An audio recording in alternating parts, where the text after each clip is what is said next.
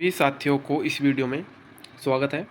साथियों, मैं आप लोगों को बता देता हूं कि आज जो CHO का पेपर हुआ था ये उसी का पेपर है और उसी के अंदर जो हमारे आगे NHM की एग्ज़ाम होने वाली, आयुर्वेद की हुई, ANM हुई, उनमें जो कॉमन क्वेश्चन है जैसे हिंदी के हुए, स्वास्थ्य योजनाओं के हुए और कंप्यूटर के और जीके के, तो हम कुछ क्वेश्चन यहाँ पर देखने वाले हैं। ठीक है साथियों, सबके पहले बात करते हैं कि अनुमोदन, परिकल्पना, अनुज्ञप्ति शब्दों में क्रम से परिभाषिक शब्दों का चयन कीजिए। ठीक है, ये आपके क्वेश्चन आया था। तो अनुमोदन का मतलब दोस्तों होता है अप्रूवल। ठीक है, और अनुज्ञप्ति का मतलब होता है लाइसेंस। तो इस क्वेश्चन का जो आंसर आप लोगों का होगा वो वी होगा। ठीक है, इसके बाद में नेक्स्ट क्वेश्चन था हिंदी से कि थोता चना बाजे घड़ा। ठीक है, तो लोकोक्ति का अर्थ बताना था। इसके अंदर आपका ए था थोता चना वजते अच्छे हैं, ज्ञान कम दिखावा अधिक, दोहरा लाभ होना, लाभ के स्थान पर हानि होना। ठीक है, तो इस क्वेश्चन का जो राइट आंसर होगा ऑप्शन बी होगा, ज्ञान कम और दिखावा अधिक होना। ठीक है साथियों, इसके साथ अगला क्वेश्चन है कि निम्न में से कौन सा टीका गर्भवती महिला के उपयोग किया जाता है। ठीक है, जो गर्भवती महिला होती है उसमें कौन सा टीका लगाया जाता है, BCG का, वेरिसेला का, MMR का या टिटनिस का, TT। तो इसका राइट आंसर आपका हो जाएगा ऑप्शन नंबर डी, TT का टीका लगाया जाता है दोस्तों गर्भवती महिलाओं में। ठीक है, इसके बाद में जो अगला क्वेश्चन है वो है कि समुदाय के व्यक्ति एवं ग्रामीण स्वास्थ्य सेवाओं के बीच प्रथम संपर्क स्थल कौन सा है। ऑप्शन ए था प्राथमिक स्वास्थ्य केंद्र, जिन्हें हम PHC बोलते हैं, और सामुदायिक स्वास्थ्य केंद्र, उपकेंद्र या शहरी प्राथमिक स्वास्थ्य केंद्र। तो इस क्वेश्चन का आंसर आपका हो जाएगा उपकेंद्र। जो सब सेंटर होते हैं दोस्तों, वो प्रथम संपर्क स्थल होता है ग्रामीणों के और स्वास्थ्य सेवाओं के बीच का। ठीक है, इसके बाद में अगला क्वेश्चन आप लोगों का आता है कि जो पहाड़ी और आदिवासी क्षेत्र होते हैं वहाँ पर सब सेंटर होते हैं, तो कितनी आबादी या कितनी जनसंख्या पर सब सेंटर होते हैं पहाड़ों में या आदिवासी क्षेत्रों में। तो इसका राइट आंसर होगा 3000 जनसंख्या पर जो सब सेंटर होते हैं वो होते हैं पहाड़ी या आदिवासी इलाके में। ठीक है, इसके बाद में आपके जो हमारे इंपॉर्टेंट क्वेश्चन है उनको देखेंगे साथियों। अगला क्वेश्चन है कि प्राथमिक स्वास्थ्य केंद्र का अधिकारी कौन होता है, ANM, नर्सिंग ऑफिसर, चिकित्सा अधिकारी या MPW। तो इसका राइट आंसर होगा चिकित्सा अधिकारी। जो MO होता है, मेडिकल ऑफिसर, वो आपके प्राथमिक स्वास्थ्य केंद्र का अधिकारी होता है।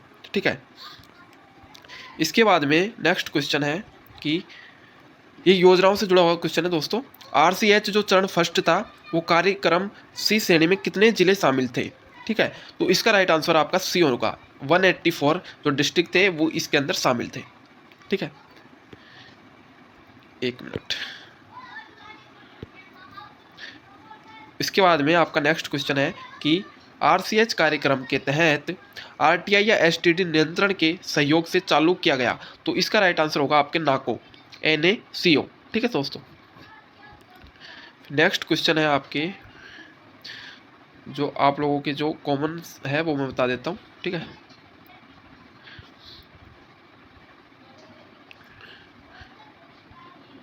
किसी भी संस्थान में रिकॉर्ड रखने का सिद्धांत क्या है। तो इसका जो आंसर होगा ऑप्शन नंबर सी होगा, पुरानी जानकारी को संग्रहित करने के लिए। ठीक है, इसके बाद में आप लोगों को जो इम्पोर्टेंट क्वेश्चन है हिंदी के हुए, ठीक है, ऐसे बता देते हैं। ये क्वेश्चन है क्वेश्चन नंबर 15 कि एंटासिड जो सिरप होती है एंटासिड, उसका उपयोग किस में किया जाता है। ऑप्शन ए है पेप्टिक अल्सर में, बी है बुखार में, सी है सिर दर्द में और डी है दर्द में। तो इसका आप लोगों का जो आंसर होगा वो होगा पेप्टिक अल्सर में। जो पेट से संबंधित समस्याएं होती है या पेट में अल्सर हो जाते हैं तो एंटासिड सिरप आती है, उसको हम यूज में लेते हैं। उसके बाद में यह निम्नलिखित में से कौन सा मैक्रोन्यूट्रिएंट नहीं है। तो इसका राइट आंसर हो जाएगा विटामिन। ठीक है, फिर यह आपका है दोस्तों, ये उन प्रसव पूर्व माताओं की अपेक्षित डिलीवरी तिथि की गणना करें जिनका अंतिम मासिक धर्म 10 जून 2024 है। ठीक है, तो 17 मार्च 2025, 10 मार्च 2025, 19 मार्च 2025 और डी है 15 मार्च 2025। दोस्तों ये क्वेश्चन आपसे पूछ रहा है कि किसी भी महिला का जो अंतिम मासिक धर्म है वो 10 जून 2024 को आया है, तो कब तक उसकी डिलीवरी होने की अपेक्षित तिथि है वो आपको बतानी है। तो साथियों इसके अंदर क्या होता है कि 280 दिन आपको जोड़ने होते हैं, ठीक है। तो इस तरह से आप लोगों का इस क्वेश्चन का जो आंसर होगा वो 17 मार्च 2025 हो जाएगा, ठीक है। इसके बाद हम आगे बढ़ते हैं, कुछ इंग्लिश के क्वेश्चन है, ये इंग्लिश के क्वेश्चन आप देख लेना, ठीक है। वैसे ये कुछ इंग्लिश का क्वेश्चन है, ये बता देता हूँ मैं। इसके अंदर आप लोगों को वर्ब लगा भरनी थी। इफ़ यू गेट कोष्टक में दे रखा है और दिस जॉब, फिर आई, फिर स्पेस दे रखा है और why a new car by next year. तो देखो इस क्वेश्चन के अंदर क्या करना है कि हम यहाँ पे देखते हैं कि आई ये वो बात कर रहा है नेक्स्ट ईयर की। तो सबके पहले नेक्स्ट ईयर से हमें एक बात का पता चल रहा है कि फ्यूचर में बढ़ा रहा है, ठीक है। तो इसके अंदर जो होगा विल हैव वॉट, ये इसका सेकंड ऑप्शन आएगा इसमें। ये विल के साथ में हैव आएगा और वर्ब की थर्ड फॉर्म, बाई की जो थर्ड फॉर्म होती है वो वॉट होती है, ठीक है। तो इसके हिसाब से इस क्वेश्चन का जो राइट आंसर होना चाहिए वो बी होगा, ठीक है। बाकी और आप एक और देख लेना, मेरे हिसाब से तो यही है इसका आंसर, ठीक है। इसके बाद में हम बात करते हैं, ये क्वेश्चन इंग्लिश का आप लोगों के भी आएंगे साथियों, एक बार देख लेना, कोई भी क्वेश्चन रिपीट हो सकता है। जैसे ये है डायरेक्ट स्पीच का, ठीक है। तो इसको मैं बता देता हूँ। सेंटेंस है आपका she requested him to explain the question, ठीक है। तो रिक्वेस्टेड कब आता है, जब हमारा वाक्य प्लीज से स्टार्ट होता है, ठीक है। प्लीज से जब स्टार्ट होगा तो रिक्वेस्ट आ जाएगा सेड टू की जगह पे। तो फर्स्ट में तो से आस्क्ड है, तो ये तो गलत हो गया, ठीक है। इसमें सेज है तो ये भी गलत हो गया, और इसमें रिक्वेस्टेड है तो ये भी गलत हो गया। प्लीज से स्टार्ट होना चाहिए वाक्य, ये देखो प्लीज से स्टार्ट है, और प्लीज से स्टार्ट है तो सेड टू आएगा, और ठीक है। और जो यहाँ पे है सेड टू की जगह इसको चेंज करेंगे तो रिक्वेस्टेड आ जाएगा। तो इस तरह से इसका आंसर बी होगा, ठीक है। इसके बाद में हम अगले क्वेश्चन की बात करते हैं। इसके अंदर आपको मॉडल बनना था, ठीक है। ये बात कर रहा है, स्पेस दे रखा है दी स्टोरी वी ट्रू, और क्वेश्चन मार्क का चिन्ह है, ऑप्शन में दे रखा पॉसिबिलिटी। तो पॉसिबिलिटी के लिए हम दोस्तों कैन का यूज करते हैं, ठीक है। इसके बाद में हम आगे बढ़ेंगे, और हमारा जो काम का क्वेश्चन है वो, हाँ ये क्वेश्चन ठीक है कि निम्नलिखित में से कौन सा वेक्टर जनित रोग है। मधुमेह वेक्टर जनित है, या मलेरिया है, या उच्च रक्तचाप है, या गठिया है। तो दोस्तों इसका आंसर आप लोगों का मलेरिया हो जाएगा, क्योंकि मलेरिया है जो बैक्टीरिया या वायरस के कारण होता है, ठीक है। बाकी मधुमेह हो जाता है, उच्च बीपी हाइपरटेंशन वैसे भी हो जाता है, और गठिया तो जन्म से ही होता है, किसी के बाद में हो जाता है। तो मलेरिया इसका राइट आंसर हो जाएगा। इसके बाद में क्वेश्चन नंबर 26 है, गर्भवती महिला के लिए कैल्शियम क्यों महत्वपूर्ण है। गर्भवती महिलाओं के लिए कैल्शियम क्यों महत्वपूर्ण है। तो इसका आंसर दोस्तों सब जानते हैं कि कैल्शियम हड्डी के लिए काम में आता है, तो ऑप्शन नंबर बी होगा, स्वस्थ हड्डी और दांतों के बनने के लिए, ठीक है साथियों।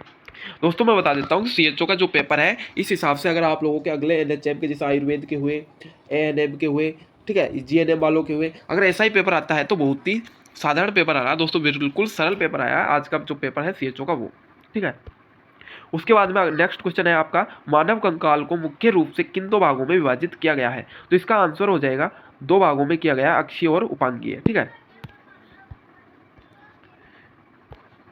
इसका नेक्स्ट क्वेश्चन देखो दोस्तों, कितना सिंपल क्वेश्चन आया है कि निम्न में से कौन सा रोग असंक्रामक रोग का प्रकार नहीं है। तो संक्रामक रोग असंक्रामक थोड़ी हो सकता है, ठीक है।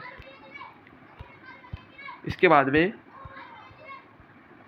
हमारा जो काम का है वो है, हाँ डिप्थीरिया मुख्य रूप से मानव शरीर के किस भाग को प्रभावित करता है। तो गले को प्रभावित करता है दोस्तों। इसका जो राइट आंसर होगा गला होगा, ठीक है, ऑप्शन नंबर बी गला।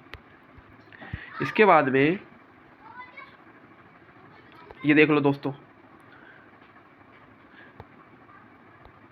इसका आंसर देख लो, ये क्वेश्चन नंबर 32 का एक आंसर देखते हैं, मोतियाबिंद का संबंध किससे है इनमें से। मोतियाबिंद आंखों का रोग है दोस्तों, ठीक है। तो सीधा हमें ज़्यादा दिमाग लगाने की जरूरत नहीं है, मोतियाबिंद आंखों का रोग है, और इधर है सी में लेंस का धुंधलापन, ठीक है। तो ये देख लेते हैं कि सी है क्या फोर्थ के अंदर। अगर हम देखें इसके अंदर थर्ड के अंदर सी नहीं दे रखा, ठीक है। उसके बाद में हम बात करेंगे ऑटोस्क्लेरोसिस है, उसका मतलब क्या है? तो इसका मतलब होना चाहिए स्टेपी हड्डी का स्थिरीकरण। ठीक है, इसके बाद में अगर यहाँ से भी आप लोग क्वेश्चन नहीं कर पा रहे हैं तो एक चीज़ देख लो कि टॉन्सिलाइटिस, ये जो सेकंड है टॉन्सिलाइसिस, ये किससे संबंधित है? ये होना चाहिए ऑप्शन ए से संबंधित, टॉन्सिल में सोजिन, यानी कि सेकंड का ऑप्शन ए देख लो आप, यहाँ से भी आप डायरेक्ट क्वेश्चन को कर सकते हो। ठीक है, इसमें देख लो सेकंड का ए किस में है, तो ऑप्शन नंबर बी है, मात्र उसके अंदर सेकंड का है, तो इसका आंसर यही होगा। ठीक है, इस तरह से आपको क्वेश्चन करने हैं एग्जाम में। ठीक है, उसके बाद में आप लोगों का जो क्वेश्चन है वो ये, मानव शरीर में कितनी गुहाएं पाई जाती हैं? तो इसका आंसर हो जाएगा दो। दो गुहाएं मानव शरीर के अंदर पाई जाती हैं। इसके बाद में मैं आपको क्वेश्चन करवाता हूँ अच्छे से। ये देख लो दोस्तों, जीके का क्वेश्चन। जीके का क्वेश्चन था कि इनको असहयोग आंदोलन के समय कौन से नेता की गतिविधियां कौन से स्थान पर थी, इस तरह से कुछ करना था। तो एक चीज़ देख लो दोस्तों, मुझे याद है जमनालाल बजाज है वो जोधपुर से संबंधित है, यानी कि बी के अंदर हमको 4 देखना है। बी के अंदर 4 ऑप्शन नंबर सी में है मात्र, तो यह राइट आंसर इसका हो जाएगा। ठीक है, आपको ज़्यादा आंसर देखने की जरूरत नहीं है, आप एक आंसर देख लोगे उससे भी आपका काम हो जाएगा, क्योंकि इसके अंदर जो ऑप्शन है वो इस तरीके से दिए गए हैं।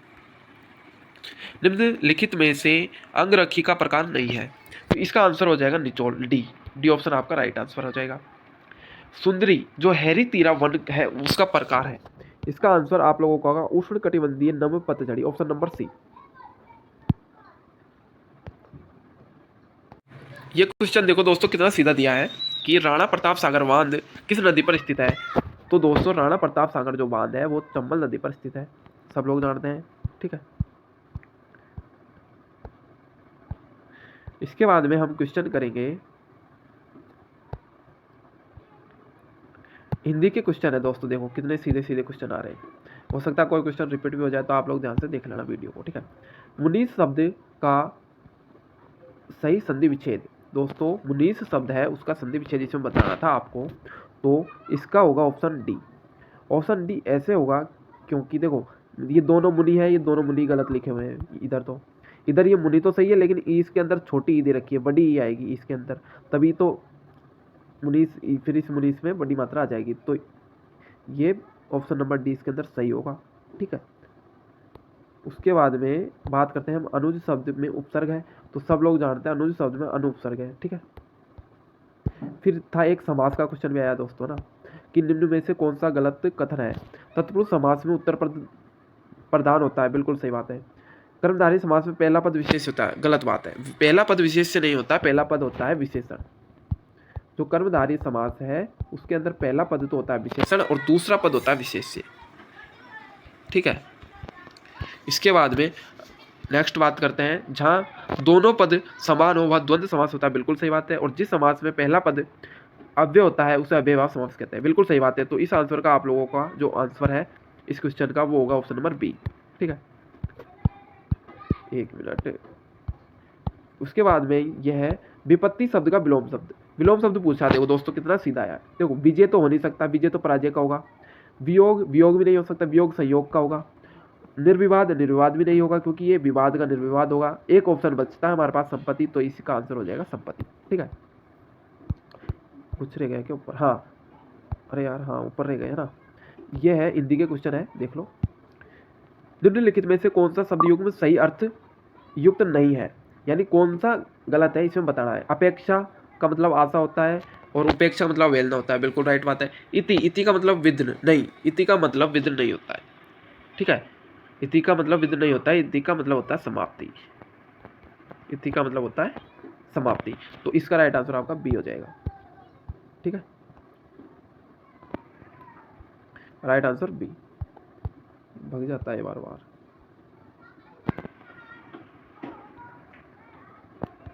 राइट आंसर हो गया बी। इसके बाद में नेक्स्ट क्वेश्चन की बात करते हैं पर्यायवाची शब्द की। देखो पर्यायवाची बताना है, रात, रात का जो पर्यायवाची होता है यामिनी होगा, रात का यामिनी होगा, मुझे याद है। तो चौथे का वीक देखना है अपने को। ठीक है, ये खा बन जाता है बार बार। चौथे का अपने को वी देखना है, इसमें देख लो चौथे के अंदर बी। दोस्तों इससे पता नहीं चलेगा, क्योंकि देखो बी में भी दे रखा है, चौथे में भी, और सी में भी दे रखा है, तो हमको एक और पता करना पड़ेगा कोई ना कोई सा। तो हम देखते हैं इसके अंदर जमुना का जो पर्यायवाची होगा वो होगा रवि तनया। फर्स्ट के अंदर सी। दोस्तों यहाँ से भी पता नहीं चलेगा, फर्स्ट में भी दोनों में ही सी दे रखा है, फिर हमें आगे बढ़ना पड़ेगा थोड़ा। फिर देखते हैं हम रमा का दोस्तों जो पर्यायवाची होगा वो पद्मा होगा दोस्तों। तो थर्ड में डी दोस्तों, ऑप्शन नंबर सी में आंसर हो जाएगा, ऑप्शन नंबर सी। ठीक है,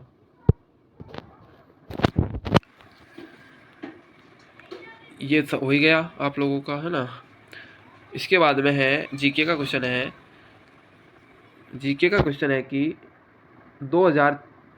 26 नवंबर 1949 को पारित संविधान पर संविधान सभा कितने सदस्यों ने हस्ताक्षर किया था। ठीक है, तो इसका आप लोगों को राइट आंसर होने वाला है ऑप्शन नंबर ए। कौन सा होगा? Option number A. ठीक है, यानी जो 284 है सदस्य उन्होंने हस्ताक्षर किए थे संविधान सभा पर। ये कथन विचार के हैं दोस्तों, कथन विचार के भी 2-4 क्वेश्चन डलेंगे, वो भी देख लेना आप लोगों को। ठीक है, ये देख लो, ये बिल्कुल सीधा है। कार्बन डाइऑक्साइड जीवाश्म ईंधन गैस जलना, कार्बन डाइऑक्साइड जलने वाली गैस है। और नाइट्रेट ऑक्साइड कृषि उर्वरक है। और मीथेन गैस लैंडफिल है। दोनों में एबीसी देख लो, एबीसी किसके अंदर दे रखा है?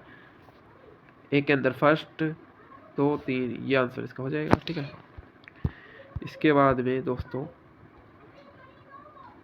ये देख लो, एफ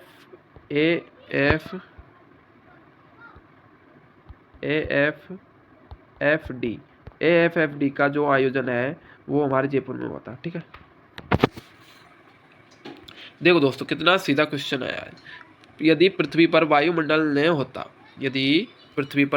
नहीं होता तो आकाश प्रतीत होता, कैसा दिखाई देता दोस्तों? सोचो, इसका आंसर होगा काला, काला दिखाई देता आकाश।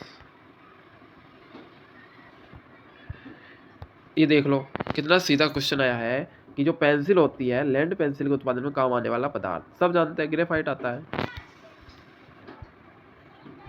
ये लो, पोस्ट ऑफिस कहाँ है? इसका इंग्लिश करवा रहा है, तो where is the post office? Option number C. ये लो, गर्भावस्था के दौरान मूत्र मार्ग में संक्रमण का पता लगाने के लिए किस स्क्रीनिंग का परीक्षण का उपयोग किया जाता है? अल्ट्रासाउंड परीक्षण करवाते हैं दोस्तों। ठीक है,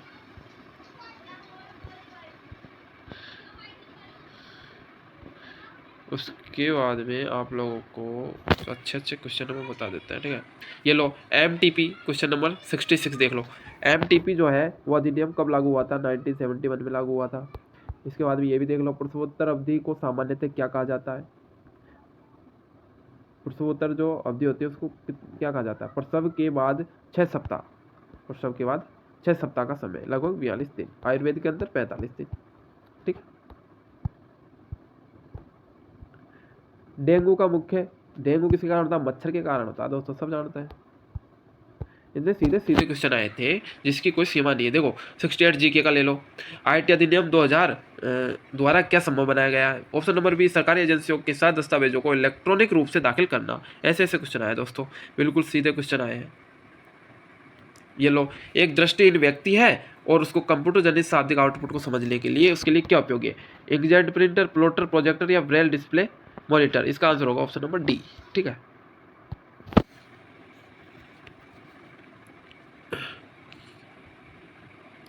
ये आया है, क्या साइबर अपीलीय न्यायाधिकरण 45 दिनों के बाद अपील स्वीकार कर सकता है? हाँ, उचित कारण है, ऑप्शन नंबर सी। उचित कारण है तो वो स्वीकार कर सकता है। उसके बाद में है कि भाषा प्रोसेसर जो है वो किसका उदाहरण है? कंपाइलर का उदाहरण है दोस्तों। विंडोज किसका है? विंडोज किसका उदाहरण है बताइए? जो विंडोज है वो सिस्टम सॉफ्टवेयर का है। इसका है सिस्टम सॉफ्टवेयर का उदाहरण है। ठीक है, शेयरवेयर सॉफ्टवेयर है, एक खरीदने से पहले आजमाने वाला सॉफ्टवेयर है। कंप्यूटर के क्वेश्चन देख लो दोस्तों, इस तरह से क्वेश्चन आ रहा है कि direct data entry device CPU के साथ कैसे संचार करते हैं? तो सीधा केबल कनेक्शन के माध्यम से। ठीक है, फिर कथन निष्कर्ष क्या आ गए?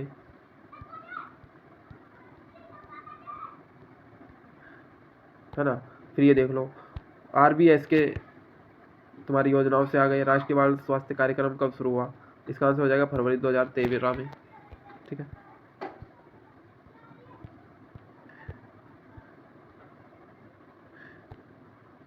ये लो, एक शिशु नवजात शिशु है उसको कब रेफर कर देना चाहिए? रेफरल जो संकेतक है वो कौन सा है? तो सी हो जाएगा।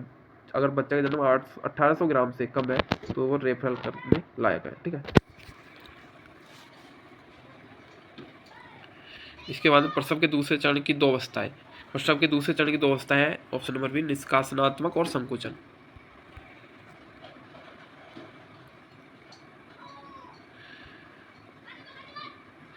ये लो, जनसंख्या सांख्यिकी का अध्ययन जनसांख्यिकी में किया जाता है।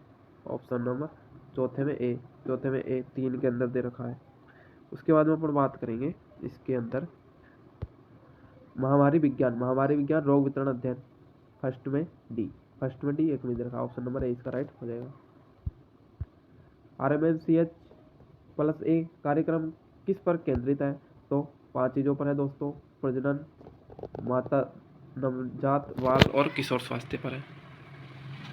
कौन सा टीका जन्म पर दिया जाता है? दोस्तों BCG का टीका जन्म पर दिया जाता है।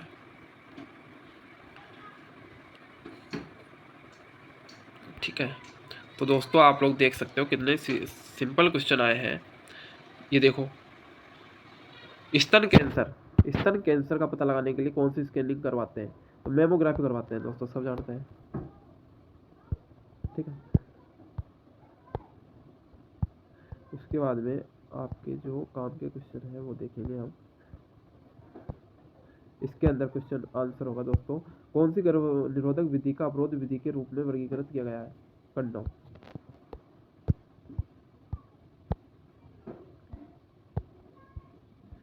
उसके बाद में आप लोगों के जो काम के क्वेश्चन है दोस्तों वो बताएंगे आपको ना। अपकार स्कोर, ये पूछ रहा है कि अपकार स्कोर आपने पढ़ा होगा सेकंड ईयर के अंदर, है ना। अपकार स्कोर पर एक नवजात शिशु की अधिकतम अंक कितने मिल सकते हैं? 10 नंबर मिल सकते हैं अधिकतम, और कम से कम कितने मिल सकते हैं? तो 0। ठीक है,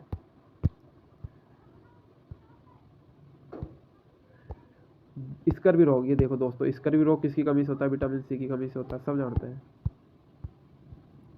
तो इस तरीके से आपके जो पेपर है वो आया था, और जो ये पेपर है इसकी PDF मैं आपको वीडियो के साथ लिंक में दे दूंगा। ठीक है, तो आप लोग टेलीग्राम ज्वाइन कर लेना, उस टेलीग्राम पर आप लोगों को इस PDF को मैं डाल दूंगा। ठीक है साथियों, तो नमस्कार साथियों, धन्यवाद। एक क्वेश्चन और देख लो, ये देखो, ये ना SDGs, ये इसमें कितने लक्ष्य शामिल थे? इसके अंदर 17 लक्ष्य शामिल थे, 17 लक्ष्य। ठीक है, और HIV का प्रथम संक्रमित रोगी जो है भारत में कब मिला था? 1986 के अंदर भारत में मिला था। ठीक है, ये देखो, महिला और लड़कियों में जो स्वास्थ्य जोखिम का सामना करना पड़ता है वो है कैंसर और अवसाद। ANM का पूर्ण नाम पूछ लिया दोस्तों, CHO के पेपर में। ANM का पूर्ण नाम होता है सहायक नर्स प्रसूति विद्या। ठीक है, देख सकते हो आप, कथन निष्कर्ष से 3 से 4 क्वेश्चन देखने को मिले हैं आपको। देखो, कंप्यूटर का है, स्प्रेडशीट को किस नाम से जाना जाता है? वर्कशीट के नाम से जाना जाता है। फोरवेल क्या कार्य करता है? फोरवेल नेटवर्क तक अवैध पहुंच को रोकता है दोस्तों। मूत्र का जो विशिष्ट गुरुत्वांक वो सामान्य कितना होता है दोस्तों? ये होता है 1.005 से 1.025। ठीक है, SARS का पूरा नाम? Severe acute respiratory syndrome, option number B.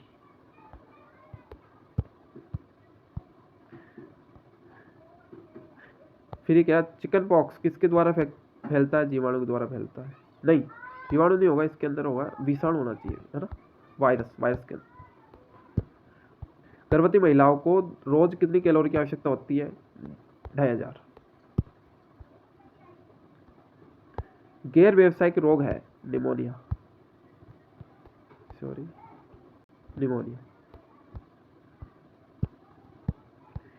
तो इस तरह से दोस्तों देख सकते हो आप।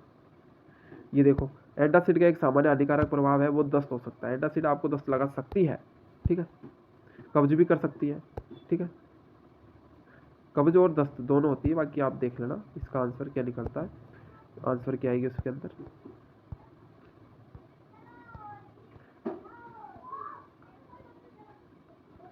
तो इस तरह से आपके ये 150 क्वेश्चन पूरे होते हैं। लास्ट क्वेश्चन है आपका, आयरन किस खाद्य पदार्थ में प्रचुर मात्रा में पाया जाता है? तो ऑप्शन नंबर बी, हरे पत्तेदार सब्जियों में। ठीक है, नमस्कार साथियों, धन्यवाद।